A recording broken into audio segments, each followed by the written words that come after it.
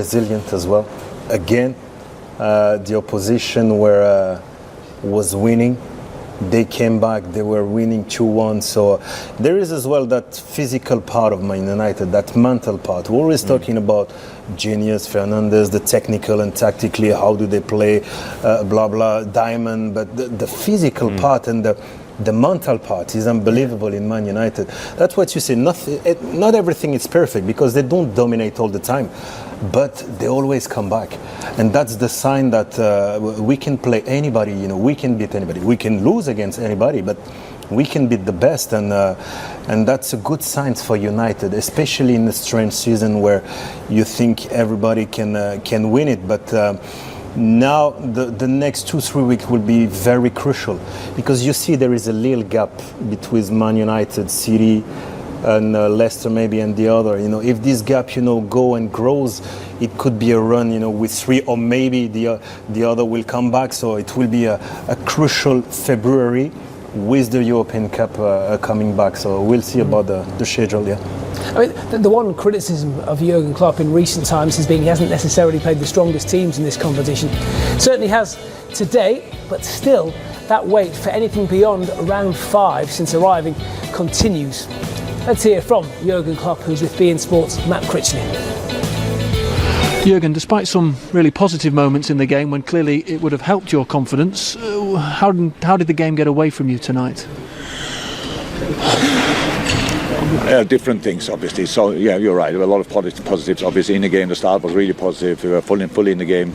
And then we lost some balls in the wrong moment, which leads to counter-attacks for Man United. They didn't score with the first one, but they scored with the second or third situation. And in that moment, you saw that when you don't score for a while and you are so desperate to change that, and we tried it in these moments too hard tonight. So we had too many possible options up front and nobody in protection pretty much, and that's how they scored their first goal, which obviously levels the game slightly, and coming out of half-time, getting this second goal doesn't help, obviously, but we stayed in the game, scored ours, all good, and then you can see that free kick. So that's then, of course, unlucky. But yeah, it's like this. If you want to win here, you have to be on the absolute top. I think we were tonight not. We improved in really good areas for us, important areas. Scored 2 goals, which is good as well. But that's it. The competition is over. That's obviously opposite of what we wanted. But we have to accept that. If we do that, we have to work again. Is that the challenge for you going forward then, to find that balance? Clearly there's as you say, a desperation to score goals because of lack of them recently, but you can't leave yourself as vulnerable as you did at times tonight. Yeah, absolutely, and especially it was a good test tonight for our next opponent. We play Tottenham, so they obviously are not too bad in counter-attacking as well. So yeah, we should do that better, but I know the boys will do it better. How do you find your way out of what is a sticky moment for you at the moment? With talking about the right stuff, using the positives, using the negatives as well in a game, because if we win a game we speak about everything, so it's not that we just then wonderful we won and never speak about it. To analyze in a positive, like in a lesser positive moment, and that's what we do. And how's that to prepare the Tottenham game? It was tonight a really, really good example, and so we will improve until then. Jürgen, thank you. Thank you. Well, that sticky moment that Matt's talking about goes back to just before the turn of the year. Look at that, 1 win in the last 7. That came in the FA Cup against Aston Villa's youth team.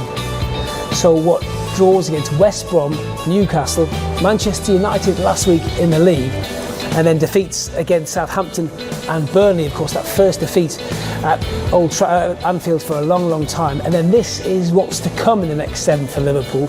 Tottenham next in the league. West Ham, who have been very good of late. Manchester City, Leicester, who are right up there.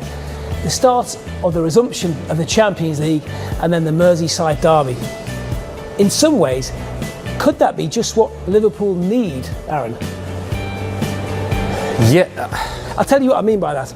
Most of those teams, or a lot of those teams, will come at Liverpool. Yeah, I get what you mean. Yeah, I mean, I felt like today it was, like we were talking about earlier, a 50-50 game, and Man United were attacking and hence why Liverpool scored 2 goals. And we will see that with Tottenham. They will break on him.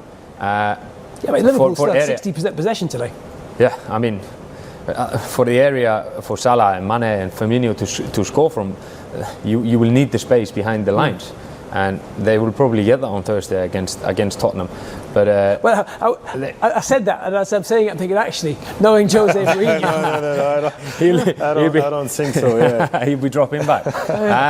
Yeah, but he'll be looking at that game also. Mourinho, he'll be looking at the game, thinking that Liverpool are low on confidence, and he will want to finish that game off early. It's just it's 2 things in Liverpool. Is today I think they were good offensively, so that's the good thing. And the second thing is that they hit target today. We've seen recently, they had many, not chances, but a lot of shots, but they were not hitting the target, not on target. Today, when I see Salah 2 goals, his third chance, it was Anderson, even Alexander-Arnold, only Milner just over the top. So that's a good thing for them. They know they can be intense, even with the defense, who sit deep.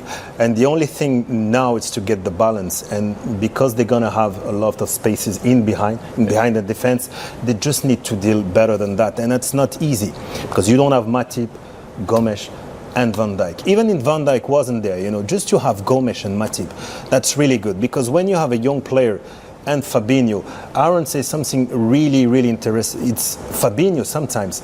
He's always like a midfielder. He's a midfielder. Exactly. He always 1 second late, just to anticipate the run in behind, And today was just a mistake of William. So they're always vulnerable. They're always fragile. They're always on the verge just to have that ball in behind, and everybody knows that. You could see Burnley. Every time the midfield had the ball, you could see Wood and Barnes just getting behind. Nobody dropped, just getting behind, and there are chances. And if they can resolve that Liverpool problem, had about 29 chances in that game. Not to turn it onto the Premier League again, but against Burnley, 29 shots on goal. And yet the following day, you heard people talking about whether perhaps it was the end of an era, whether they needed to start, whether Klopp needed to go. No. This will be massive for Salah to get 2 goals today, just to lift him up a little bit. The confidence, we talk about strikers getting the first goal and then the floodgates will open again. But it'll be huge for him to score them 2 goals today. Of course. Just for the run of games it's coming up, because they will need them 3 up front to be firing and to be creating chances, keep creating chances and hitting the target like we were talking about. And today they were doing that. Yeah, the problem would be if they were not created chances. That would be a big problem. And the high-level football there's 2 things very important. It's to be efficient in the boxes and the intensity, what you put. And Liverpool were very well known for everything was intense, and the intensity dropped a little bit recently. And now you could see Salah, he was, all these balls through. He was very intense, and Firmino is a bit more. Worry, but so that's why that's much better. It's just the defense and the balance they have to do. Little steps. But